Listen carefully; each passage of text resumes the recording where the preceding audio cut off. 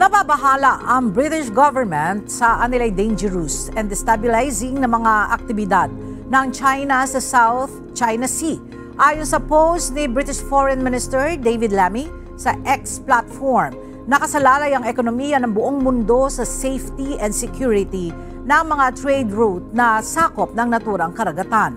Binigyan din ng opisyal na nahaharap sa palagiang panganib at hamon upang malayang makapaglayag ang Pilipinas dahil sa mga aktibidad na ito ng China.